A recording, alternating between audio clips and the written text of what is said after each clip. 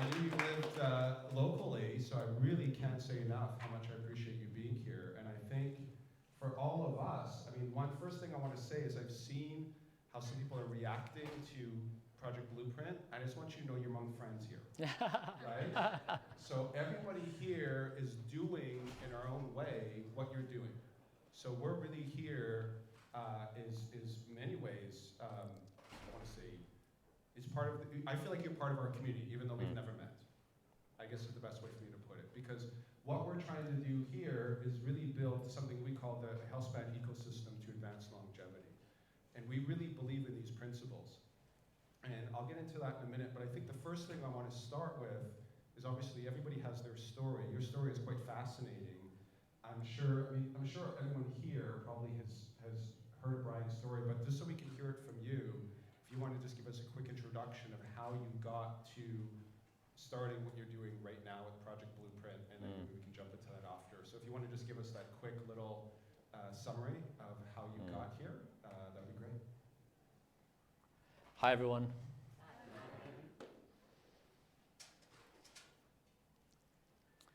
I love reading biographies. I've read hundreds. And my favorite is digging in and walking into their world and seeing in their time and place, whether it was the 1300s or 1500s or 1800s, and they were able to see something no one else could. And it would be impossibly hard to try to do it, and they went after it anyways. And so books I've reread in the past month, Magellan, which was circumnavigating the globe. I reread Claude Shannon on information theory, our modern infrastructure. Da Vinci's novel, or Da Vinci's biography, and then Dietrich Bonhoeffer, who was a religious leader in World War II Germany trying to assassinate Hitler. And I love the perspective of if we have the thought experiment where we're in the year 2500 and people are reminiscing about what happened in the early 21st century, right now, us. What did we do right now that changed the course of humanity?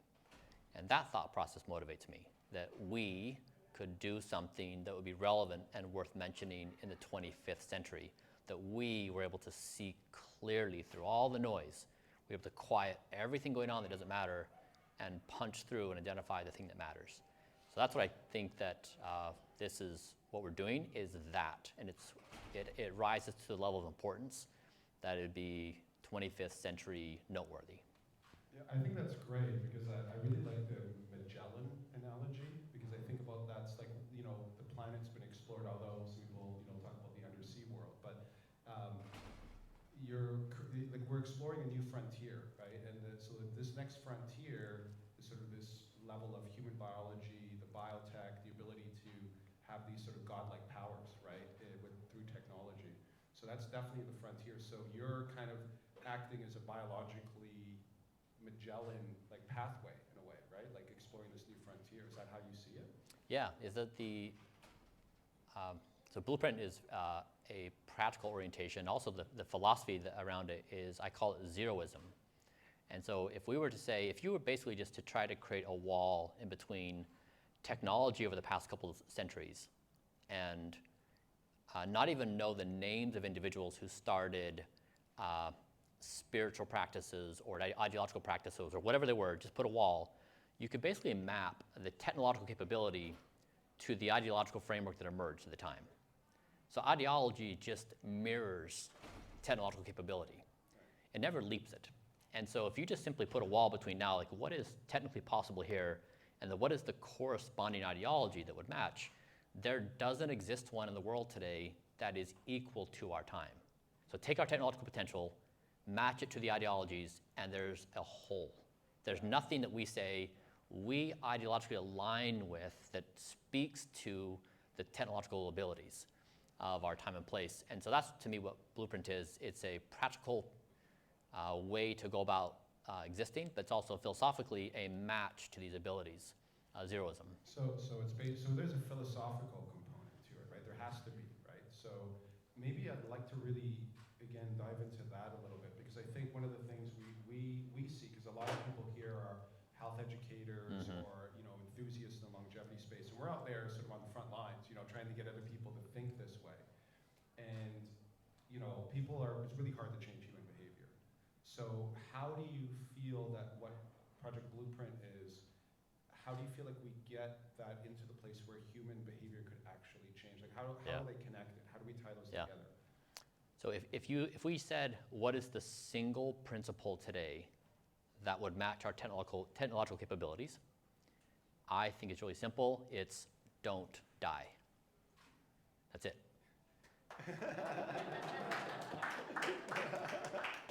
Right. That's it. And so then we can branch it out into the other levels of complexities.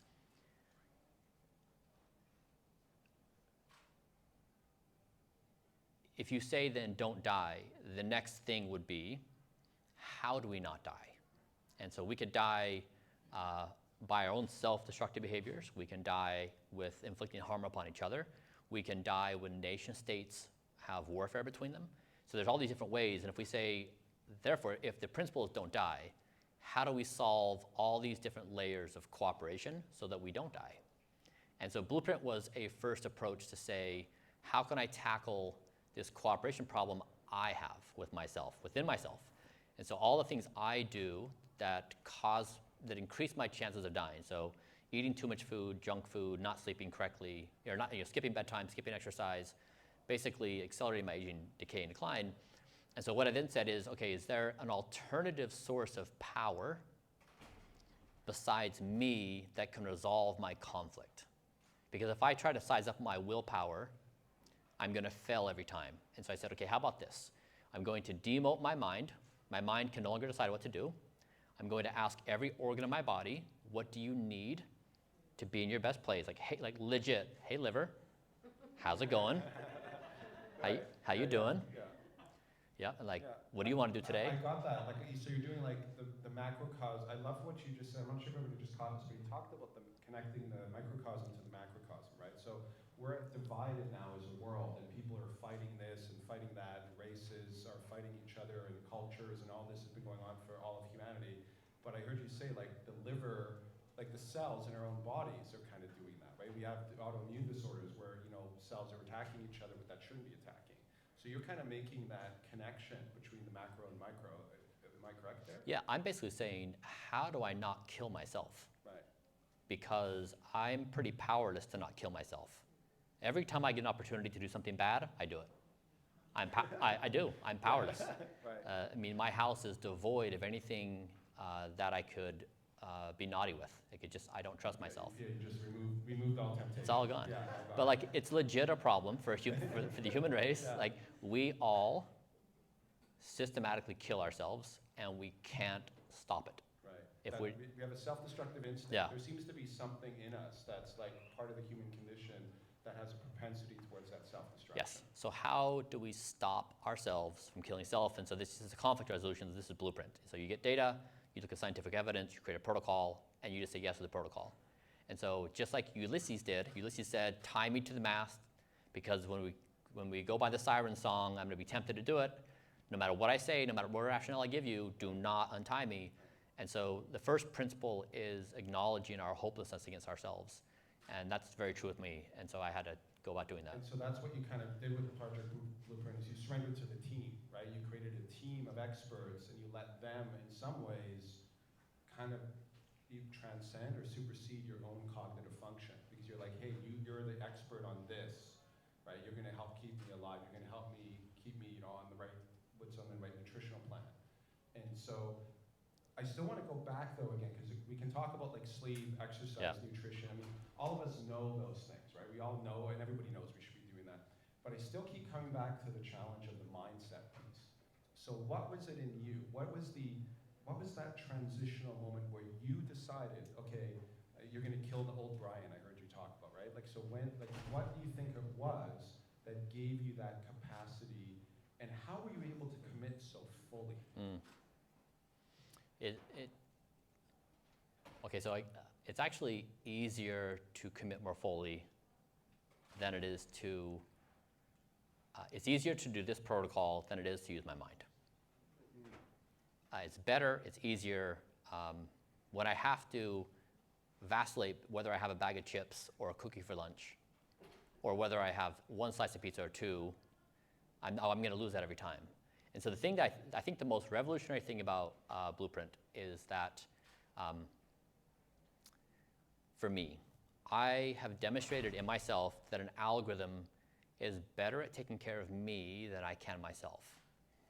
And so if we just think about this, so when the first message was sent with a telegraph, the Pony Express was dead. The first time we had digital navigation, paper maps on the lap were dead.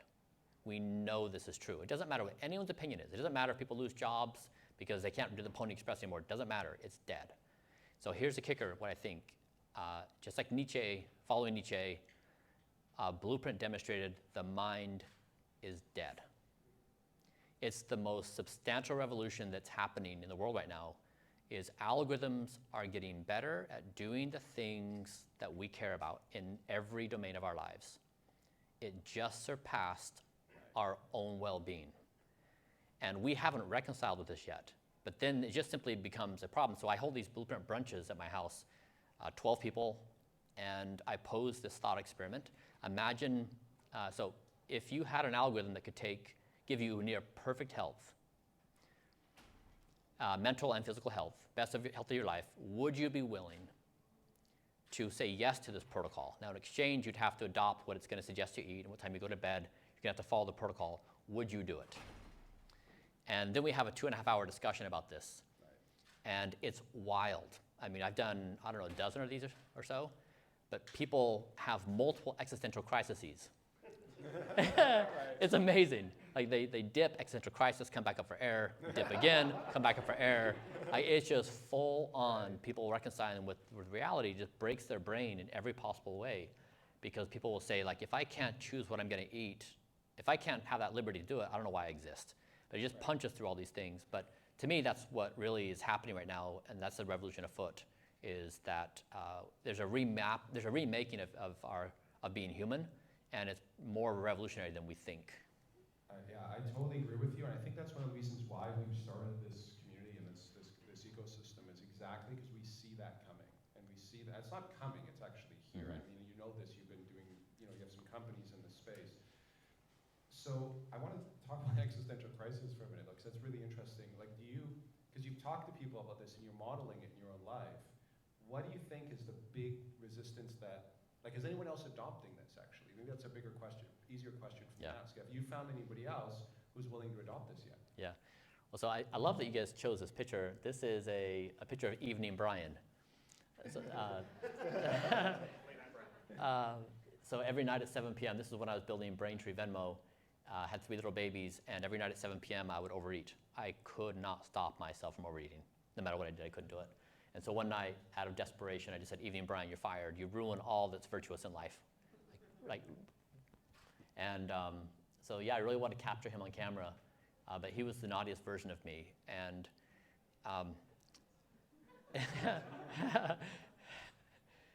I love him, and he, I appreciate him for a whole bunch of things, but he was really a tremendous source of pain. I forget your question now. Sorry, I got all of them reading, Brian. So the question was: have you been able to find anyone else who's actually willing to follow the blueprint? Because you said, like, you have you're inviting people, like, hey, you want to try this, and I see, like, just following your YouTube, or just even me, like, as someone who's in the space, like, I'm like, okay, well, I know he's taking spermidine every morning, so like that's a plus, right? Like, I know he's doing so, because I think all of us struggle with. Not everybody has that access to that level of efficacy in the data, right? So I do things like I do my pre and post. I've been advocating for this for years, right? Go and don't just start shoving supplements in your face, but go and do like a get a baseline, introduce the supplement, do a post, whether it's subjective, ideally some objective measurements, your blood, your biometrics, like one of these things. You've done this like all the way. So I think a lot of us are doing it piecemeal. I guess other than you, has anybody been willing to go that far yet? Have you gotten anybody following the blueprint or following the algorithm like wholeheartedly? My son's probably the closest. My 7-year-old is with me, but outside of him, I'm not sure. I mean, I know that with all the stuff we do at Blueprint, it's basically all sold out. Like no one can get, no one can get anything from anywhere. Right. So I think there's demand for it. I just don't know the extent of what people are doing. Right. And so on that note, I want to also ask you, how applicable do you think this is? Because one of the things we talk a lot about is bioindividuality. Yeah. Right. So what works is your blueprint may not be my blueprint, her blueprint, right? Different people at different ages. So you've really dialed this in, but how applicable do you think this is across humanity, men versus women? Like, what's the bioindividual component to this, do you think? The majority of the Blueprint was just population studies. Okay. We have done some customization with protocols, but like eating broccoli, is not me specific or not male specific. Right. And that's the majority is for sleep, exercise, diet. It's pretty agnostic. So you think it could be pretty widely applicable across humanity? So if this is widely applicable across humanity, and then part of your personal ethos for bringing this forward is how do humans, I don't want to put words in your mouth, but this is how I think of it, okay? How do humans stay human in a post-human world, right? That's kind of the way I think about it. So would you say that Blueprint is part of that pathway, or is a pathway to that? Yeah. Yeah, I think I would describe this as a concept I call zeroth principle thinking. Yeah. So it was reasonable 20 years ago if somebody would go to school, they would identify a profession, get trained in that profession, and then expect to be in that profession their entire life. Totally reasonable. Now we can't predict 2 or 3 years out what our professions are going to be. And so humanity has now, we can no longer predict. Therefore, the future is moving from a first principles way of thinking, where we can model out, to zeroth principle thinking, which is we can't model out. The way you think about zeroth principle thinking is talent hits the target no one else can. Genius hits the target no one can see. So just for a minute on this one. So most of the time in life, we're given targets we can see. Become this thing or do that thing, and we play games of being ranked. Zeroth principle thinking is discovering things that don't exist. And so if you want to look at a zeroth principle type event, when AlphaGo played Lisa Dole in Go, so you take AI, you introduce it to a game of Go, human genius has played Go for thousands of years. So a lot of human genius, a lot of talent. Go enters the game within a few hours' time, it breaks the game of Go. And I would say it introduced like 3 or 4 zeroth principle moves in that series of matches. So how many zeroth principle discoveries is artificial intelligence going to introduce to society when it really starts immersing itself everywhere? And that's why it's going to remap society beyond anything we can imagine. And to me, that's why Gen Zero would say, we are willing and open to divorce ourselves from all human norms, all human customs, all human expectations. We have no idea what we want. We have no idea what we will want. We have no idea what will make us happy. We have no idea. It's ridiculous for us to presuppose we know anything going into the future. And so then the case of what do we do then? Then the answer is the most prized attribute we have is to be adaptable to change. The only thing we care about. Right. So something just clicked now for me when you explaining that. Just because I heard you explain this a couple times, but I just completely got it.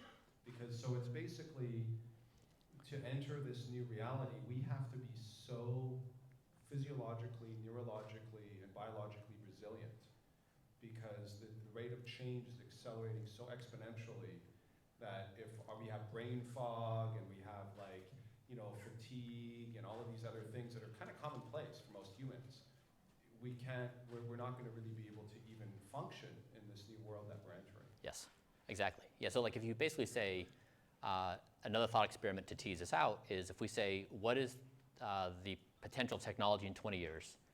All of us in this room will go around and we're going to say, well, there's nanobots in our blood that's going to repair our DNA real time and blank, blank, blank. But in our discussions, we're all going to assume it's better. No one in the room is going to make the argument that it's going to get worse. Okay, so now, okay? Well, no, it may not be get full agreement, but yeah. Okay. Yeah. Now, if we say, what will you and I be like in 20 years? The opposite assumption is true, where we assume we're aged, we're decayed, and we're declined. We just don't know how fast it's going to be. We're trying to minimize it. None of us in this room are thinking we're going to be superheroes, right? Now, like that's if we have that, it's kind of a quiet thought back there. Well, maybe if you're still 17 or something, like you're like, yeah, I'm immortal already, right? Because you got that when you're young, you have that. But yeah, I think Exactly. most of us who are already gone, sort of whatever you want to call that, up the hill a little further. Yeah. So in the 25th century, what if they said the thing that humans changed in the 21st century, that changed the course of humanity, was they figured out how to attach their rate of adaptation to the speed of technology and science. That single thing they changed. And so that's what Blueprint did, is Blueprint attached me to the speed of science and technology and health and wellness. Anything that happens in the world of science and wellness is instantaneously plugged into my algorithm. Right. And so you're staying right up to date with whatever is coming. So I guess the one of the questions, because I'd be curious to know just your personal thoughts on this, if you don't mind, because when with what's happened the last few months with AI, it's not suddenly everybody, those of us looking at AI have been watching it and seeing what's coming, but all of a sudden in the mass consciousness, everyone's like, huh, Yeah. AI, like it's here, what's Yeah, going on? yeah. And so I was really shocked actually when I heard CEO of Google saying that it's doubling every 6 months, far exceeding Moore's law, which I didn't realize it was. I knew it was accelerating, but I didn't realize it was accelerating that fast. So it's doubling every 6 months, and you're already thinking about this. What is the? I know you said we can't predict what's going on, but how do you see us sort of interchanging, right? As human beings in our current sort of biological forms interchanging or coexisting with what's coming and what's going. I mean, there's Blueprint, but is there something else that we should also be paying attention to and aware of? I think we have it backwards. We are freaking out about AI. I think we should be freaking out about humans. We had an opportunity before when we developed nukes. We said, all right, now we have these capabilities of annihilating the human race. I think we should, with more vigor than we ever have approached anything, attempt to achieve nonviolence as a species as fast as possible. Now, yeah, I agree. Yeah, that's a great statement. And nonviolence, there's 1,000 questions to be asked. What about nation states? What about neighborhood feuds? What about, right, like all these things? Yes, agreed. We are the creators of AI. AI is going to mirror us. When we saw, when Kevin Rose wrote that piece in the New York Times about AI being scary, it was humanity seeing itself in the mirror and saying, oh my God, this is scary. Right, yeah, this is ugly, but it's not the thing that's ugly, it's the creator, because now we have the godlike capacity, right? It was lost on, image. it was lost on us. Like Yeah. no one realized, like no one discussed, like this is us, we're seeing in the mirror. It wasn't AI, it was us. Right. And so if we have a chance, so back to rule number 1, don't die. So if we're going after don't die, then we want to figure out how to achieve nonviolence at every scale, within ourselves, between each other, with AI, and with the planet. We have to achieve this nonviolent harmony across everything, every agent of intelligence, trillions and trillions of agents of intelligence. We have to achieve this. We're not going to be able to control AI's development. We're not going to be able to know where it's going to go. We can't model it, we can't predict it. The only thing we can control is the level of compassion, harmony, and goal alignment we have. And so to me, this is an all-out battle for conscious existence. This is an all-out battle for our existence. Right. And our highest likelihood of success is trying to achieve this nonviolent state. Okay, so I love that. I love what you said, and I think it's so in alignment with what my personal thinking has been as well. And I guess I'm just curious, what do you think is the interplay of what we call human consciousness and all this, if I can go there? Because, we don't really know what that is, right? And one of the things I thought was fascinating recently that I heard was with AI is they were training AIs on language models. And then they just kept training, and all of a sudden one day they noticed that the AI it was only supposed to be trained in English, and it suddenly could translate Greek. And they never taught it Greek. And the algorithm built to the point that it could suddenly understand a new language, and nobody had told it to do that. There was no training. So it seems to me that there's these emergent properties, right? Consciousness is an emergent property. There's like all the 78 organ systems and trillions of cells, and now consciousness emerges. And I think we're seeing that in AI. There's some emergent capabilities. Do you feel that part of optimizing yourself is part of, in a way, feeding that emergent quality? I guess to succinctly ask my question, did you feel a shift in your consciousness when you started doing this? Like, did you feel something about the way you saw the world and perceived reality change? Yes, I mean, I genuinely enjoy existing, and that has not been the case for a lot of my life. For a very large portion of my life, I desperately want to commit suicide. So yeah, I appreciate that I'm alive, and I want to stay alive. So yeah, I mean that's it right there. That's it right there. Because I know for myself, I didn't realize it, but I had really a suboptimal diet for me, and around 5 years ago I changed that, and it was literally almost as if like I saw a new the fog of reality shifted away, and I suddenly was like, oh wow, there's all this like clarity here. So I think people underestimate how much that would affect you, right? Because your consciousness is changed when you're changing that physiology, you're changing that cellular function. So I mean, I know you have limited time, and I want to be respectful of that. So I guess, is there anything that, you know, like I said, there's a lot of people here who are all working to develop, you know, their own programs, systems, encourage the population to get healthier.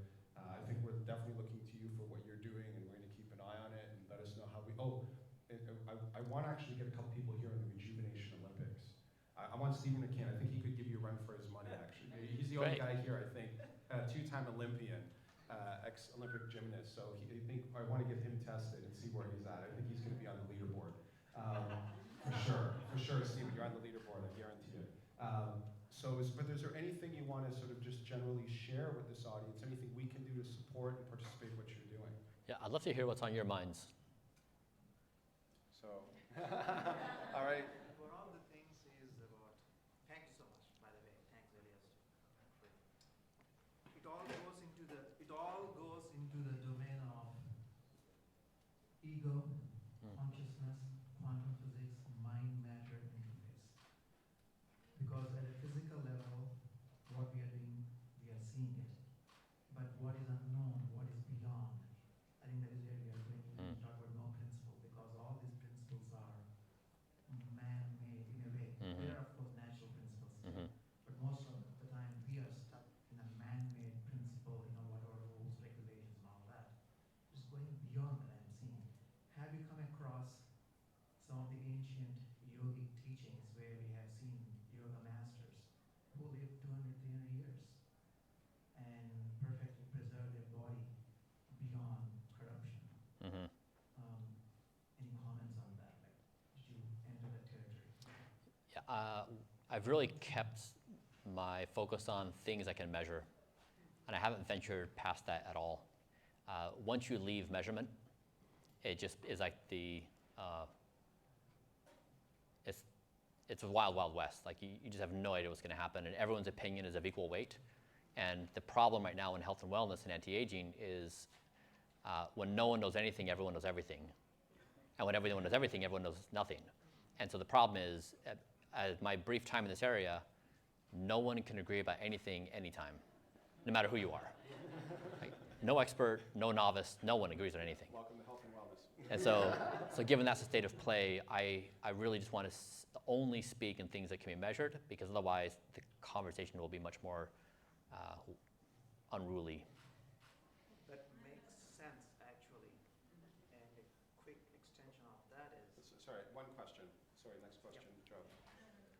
Yeah, thanks, Brian. It was amazing. I'm a big fan of Blueprint. I think it's an amazing thing. So I'm the founder of One Chi. We are a deep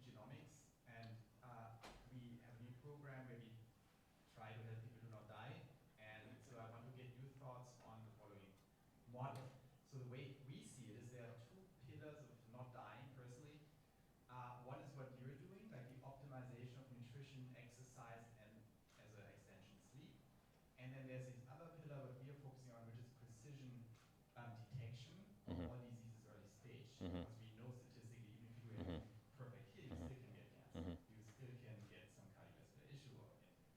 So what we are doing is basically combining these modalities of full body MRIs and precision Mm. imaging once a year with precision genomics, like cancer liquid Mhm. biopsy, Mhm. circulating tumor DNA in the blood, and profiling single molecule if you have any mutations in there. That extends beyond cancer into fatty liver disease, all kinds Mhm. of inflammatory conditions that you see in these variants. And then deep data, where we basically look through your entire medical history, family history, to combine that. And the theory is if you knock out these two pillars, right, Mhm. if you do the perfect blueprint on one side and the perfect interception of everything at the earliest stage on multiple modalities, that's what we believe, prevents you from dying. So what are you doing on that pillar? How do you think about that? Yeah, well, I'm rooting for you. That's amazing. So we're trying to do what we can with today's technology. So we use GRAIL for the screening. We do full body MRIs all the time. We do organ-based MRIs. We do biopsies. So we're trying our best. We're probably just primitive relative to what you're doing. So I would love to use your stuff when it's ready. That's awesome. Yeah.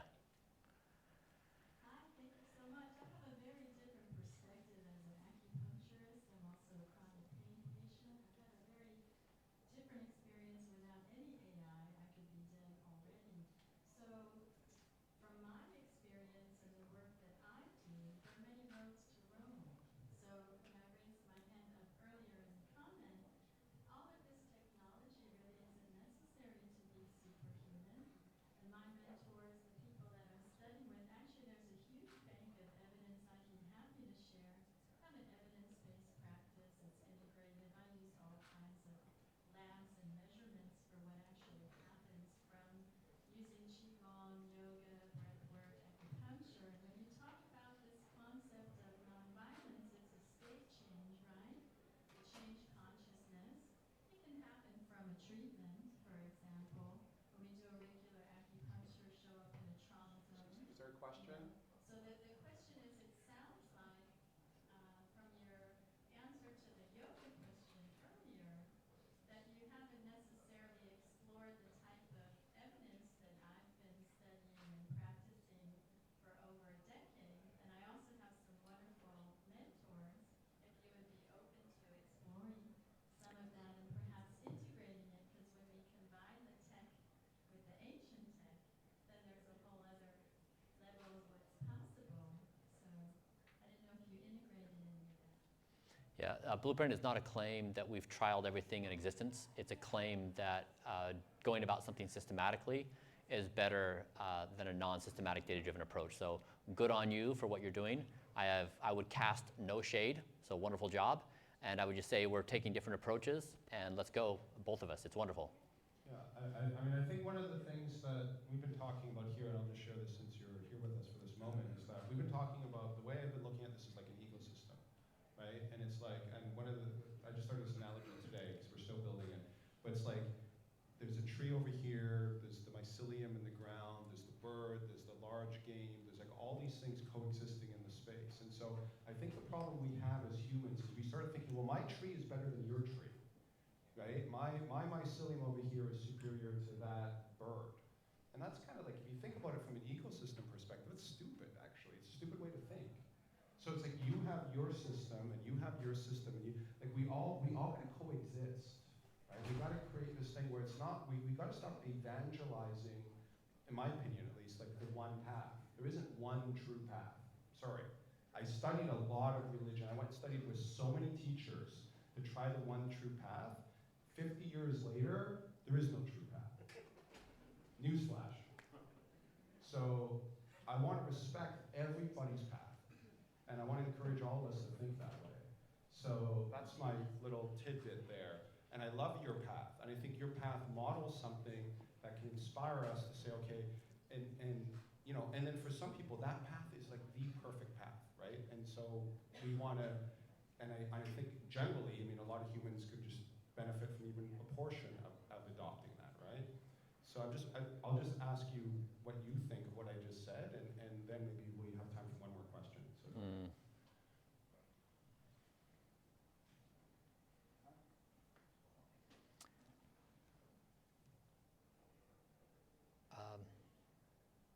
I think it's really possible that the mind is dead. I don't know if it matters what we think. I don't know if it matters what we want. I don't know if it matters. We are accustomed to being alpha as a species. We superimpose ourselves on all things. We now have a form of intelligence that we've grossly underestimated, that is moving at speeds that we can't even comprehend, and we're stuck on ourselves. And we have not reconciled with what is really happening here.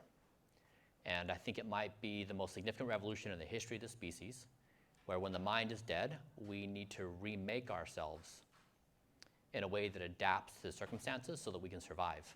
Because we will, if you look at the 99% of all species that have ever existed have died. Adaptability is the highest predictor of survivability. The only thing we care about is adaptation. And in the adaptation formula, preference is a small part of that contribution. And that's why I think that this is a fundamental rewrite of our existence. So it's like if the mind is dead, opinions are dead, right? And your opinion is, like, everybody has opinions, right? So opinions are like, I think you know what, right? So everybody has one.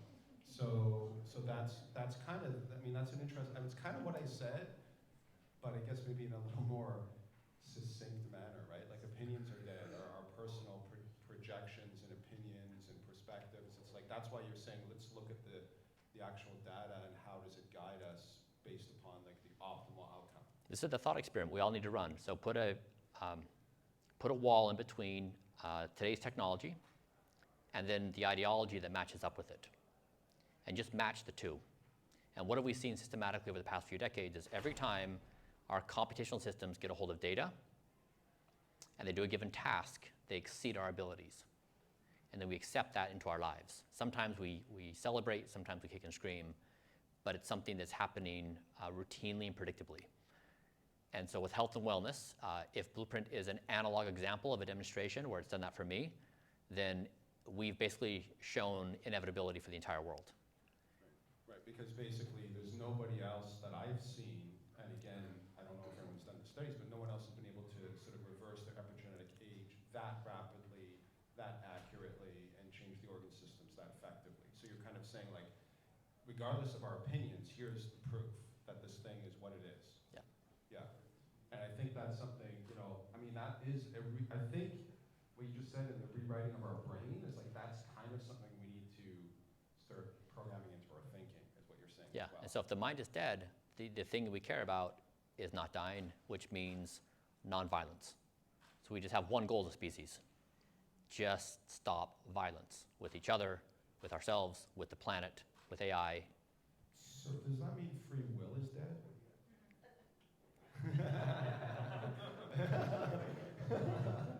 Yeah, that's your opinion. Yeah. What's your, that's your opinion.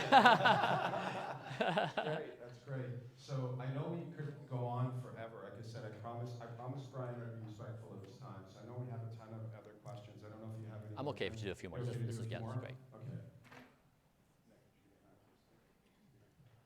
Brian, is amazing. Thank you for coming out. I appreciate the philosophy, the science. As someone who subscribes to whatever it is this is that we do, I will always be looking for the best way to do it. And I will be putting your stuff under the microscope and implementing if that is what seems to be the best. For my own entertainment, I would like to know. Good. Now we have to preface the questions. I'm just curious what your opinion is based on your data on sun exposure for humans as it relates to aging. Yeah, a little bit, gets a nice release of dopamine and nitric oxide. Too much creates skin aging damage. And where that line is depends upon your skin type and skin damage. And so I know for my skin, like as a kid, I did a whole bunch of skin debauchery. I was in the sun all the time. We never wore sunscreen. And so for the past 2 years, I've been trying to remove all the skin damage across my entire body. And so I have 3 lasers at the house, all different wavelengths and protocols. And we made a lot of progress. A lot of parts of my body, I'm like equivalent to like a 13-year-old. But the difficulty of getting sun damage is very hard. And so like my face right now, I'm very swollen and beat up because of some treatments I did. So it's just very hard to address. And I don't think it's worth the damage to go out and do it. But I mean, of like the #1 comment I get online, it's like, get a suntan, man. But it's so. I mean, I'm the lightest person ever, and I like almost. He doesn't like, yeah, he doesn't like the sun either. I Yeah. just feel like it is the greatest ager there is Yeah. in terms of physical appearance, you know. And Yeah. I'm crazy, but I just my whole life I've just been cognizant of that. Yeah. Yeah. Okay. All right. Got another one over here. Yeah. Thank you. Appreciate it. I was thinking about what you said with AI and how it's it's moving so quickly, and it seems like our society is not really ready for kind of this movement. Even Elias was pointing out today, it's like still a very, very small percent of the population. So I was curious your thoughts. How do we accelerate the pace of change to get Yeah. people more into this mindset to really change themselves and go? If we're talking about like a nonviolent Yeah. country. Yeah. I mean, it seems like we're so far. How do we accelerate that? Because if AI Yeah. is a reflection of ourselves, unfortunately, it looks like we're in for some trouble. Yeah. I mean, the cool thing about COVID is it showed us how fast society can respond. We are incredibly capable. And we just the threat needs to be real enough and tangible enough that it motivates the world action. But we demonstrated like 2 years ago this kind of thing. And then it just gets to creativity of, okay, so what is the problem solving mechanism? And so if I take the tangible problem, how do I stop doing things that cause me to die? Right? And say, okay, like Blueprint is a possible solution. You do science and data, you do an algorithm, it runs me better than I can run myself. Okay, now how would you do it for planet Earth? Okay, you take millions of measurements of planet Earth, you'd run it through scientific literature, and you'd say, okay, here's the diet for planet Earth. Here's how much we can have in the air, here's how acidic the oceans can be, we have a biosphere. I mean, Blueprint is as applicable to me as it is to planet Earth. How do you stop China and America from going to war? Like you need a new dispute resolution system. We just need to figure out how to resolve problems. So it's almost like the Nash equilibrium. We just need new math that solves this large computational problem of goal alignment between all these intelligent entities. And so if we can make it urgent, and we can then put our brains to problem solving, I mean, it's totally within reach. And AI may create this level of existential crisis that is like a COVID-like response or even greater, where we surprise ourselves. And so the last thing I'd say on this is if you look through history, and humanity's been through a lot. Like the plague was a few centuries long, the Crusades, World War I, World War II, like been through a ton. And in those times, people felt very sad and without hope that they could survive. They did, and we're the beneficiaries of them doing that. And so it is a common biological reaction in a time and place to assess the landscape and say, boy, we feel really sad and lugubrious about this. But in reality, I mean, we are a remarkable species. We've gone through a lot. So I would give ourselves good odds that when it really matters, we do step up. Yeah, that's a great question, actually. It was something I didn't want to get, but thank you for asking that. So just touching on that note, because I agree with you, right? And maybe AI is finding the crisis because people tend not to take action until things get to a crisis state, because we know that's just kind of human nature. So what can we do, all of us, to be part, again, just picking up on that idea, to accelerate this as quick as we can? You're obviously putting out your content, what you're doing. Do you see any other way for us? Because my concern is that we're still doing this in isolated silos, right? No offense, but you're doing this like within your circle, and all of us are doing this within our own individual circles. Like, what do we need? Because if this is an all hands on deck moment, and everyone's like in their cabin hanging out on the ship as it's going down, like what's the point? What do we need to do to get everybody up and together and taking action at the same time? Because, I mean, that just seems it seems like it should be so obvious to us right now with what's going on in the world and with the health crisis after the meta crisis, right? Crisis after crisis is all being layered on, and everyone's just screaming and running around the deck, or dividing. Mm.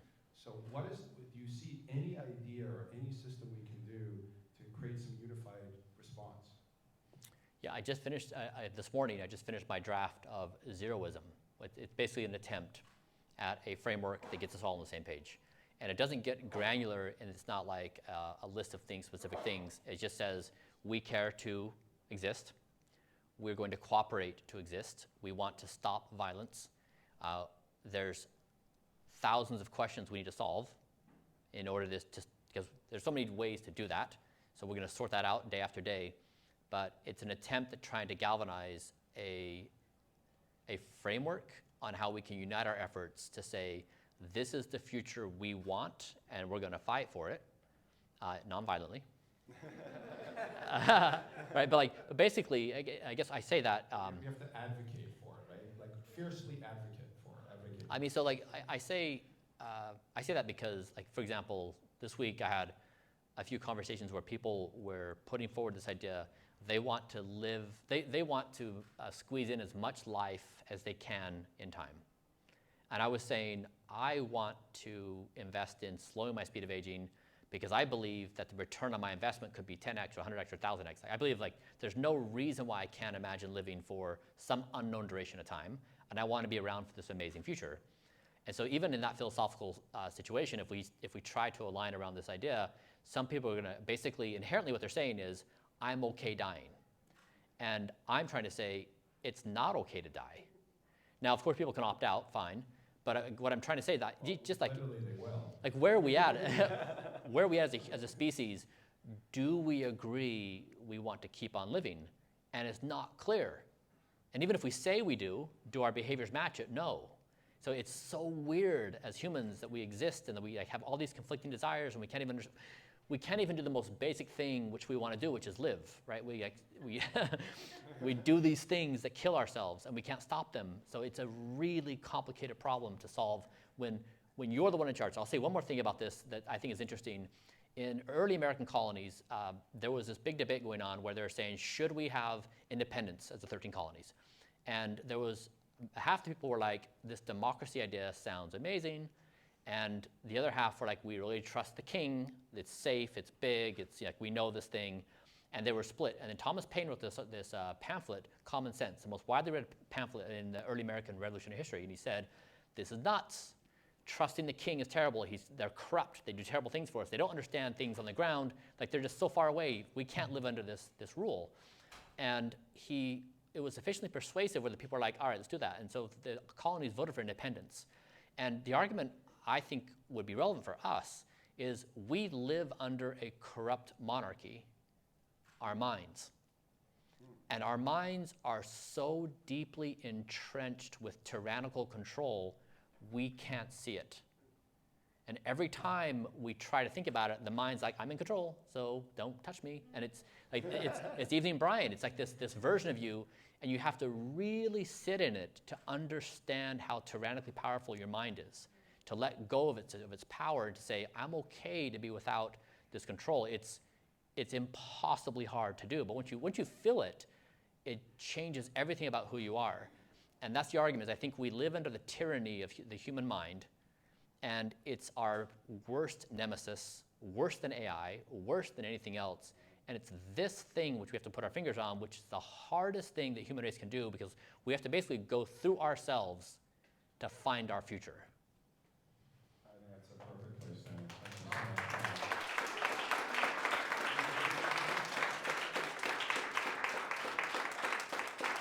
So I know you said, Tyler said you have another